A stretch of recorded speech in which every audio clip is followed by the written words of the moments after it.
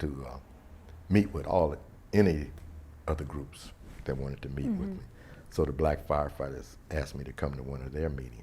After I listened to all the complaints, and I told them, I said, well, you know, I said, I heard some complaints about things going on in the firehouse that the company officer should be addressing. I said, I'm not going to do that. I said, I've been a company officer, lieutenant, captain. I had to deal with all that. With battalion chief, I dealt with battalion chief. I said, and I dealt with assistant chief things. And I said, what I do now, excuse me, I said, what I do now, I do chiefing. That's what I do. And I said, as far as that goes, I said, if somebody, if the blacks are being mistreated on a particular shift, and you're an assistant chief and it's not on your shift, I said, and what you need to do is you need to get together with the other two members of equal rank and have a meeting and say, okay, we need to decide how we're going to treat people, okay?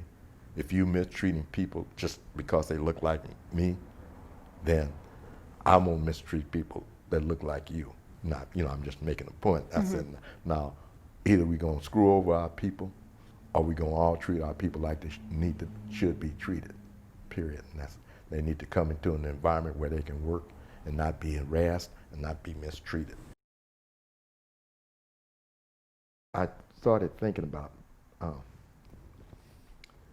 I have to go back, because at one point I had thought about leaving the fire department, because as president of Black Firefighters, I had to deal with chiefs and stuff in a manner that you normally wouldn't have to deal with. And I saw some of the chiefs that, when I realized what had happened was, they were still thinking like firefighters, but they were chief officers. They had moved up the ranks, but they still, in other words, the different skills, when you talk technical skills, human skills, diagnostics, and conceptual skills, okay, they were still dealing from a technical skill perspective, okay? And as you go up the ranks, you know, you use less technical skills and more diagnostic and conceptual. When you get up in those chiefs, you're supposed to be really, you know, using diagnostic and conceptual skills. And so I saw that's what was happening. I was really discouraged a lot. And my mentor, Carl Holmes, Chief Holmes, I would talk to him. We would talk almost every day. He's traveling around doing seminars. And I said, you know, Carl, I said, I don't know if I want to really stay in this department. I said, because when I look at some of the people that have obtained the chief officer's rank, I said, it's really not, wouldn't give me a feeling of that I've achieved anything if I get there. And so he said, well, that time he used to call me, well, he called me Dad a lot. Oh, Dad, they showing you some of those people are showing you all the wrong ways to run one of these organizations. He says, so all you need to do is make note of saying, if I get to be chief, I know I'm not going to do that. And so he kind of encouraged me to stay in there. And so then I reached the point, like I said, a year before I was appointed chief.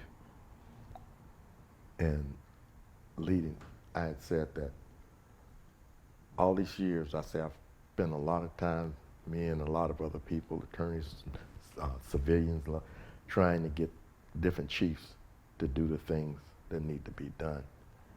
And I just said to myself that, well, the heck with it. I've been trying to get chiefs to do that. I'm gonna go and get that chief job, and I'm gonna do the things that need to be done that I've been hearing people say that they want out of this department. So I really convinced myself that that's what I was gonna do. And at the time, Willie Brown hadn't announced that he was running mayor, so I didn't know who the mayor was gonna be. But I knew You know, I had my mindset.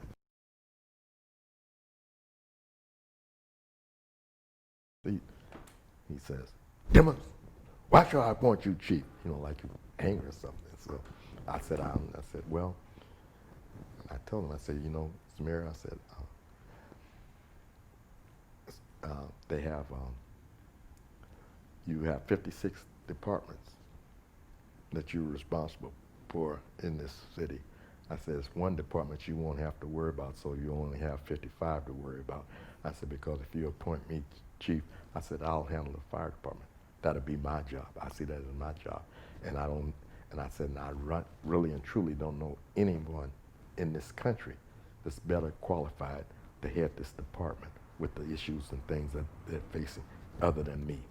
I said, that's why. And so he and started talking and interviewing me. And I started going over. I said, well, you know, I sent you document on this and blah, blah. So you have all of that. And so so he said, and this was before Christmas, and he said, okay, you'll hear something by the end of the week. This was like on a Tuesday or something. So my daughter, you'd have to know my daughter. She gets things done. And so she said, so did you hear anything yet? I said, no. So about that Friday, she said, yeah, he haven't called you yet? What's his number, Dad? I said, Tiffany, you better stay out of this. She would have called him. I mean, that's my, you know, you have to know my daughter. And so I said, you better stay out of this. So I didn't hear anything, you know, but the only thing was that I would run in, you know, he had a vetting panel of 50-something people. I heard that was a number that were looking at all, vetting all of the people that the position, the department heads and all of this. And so a couple of the people that I knew that was involved in that, and they were saying, like, oh, Bob, your name is the only one that the people are talking about.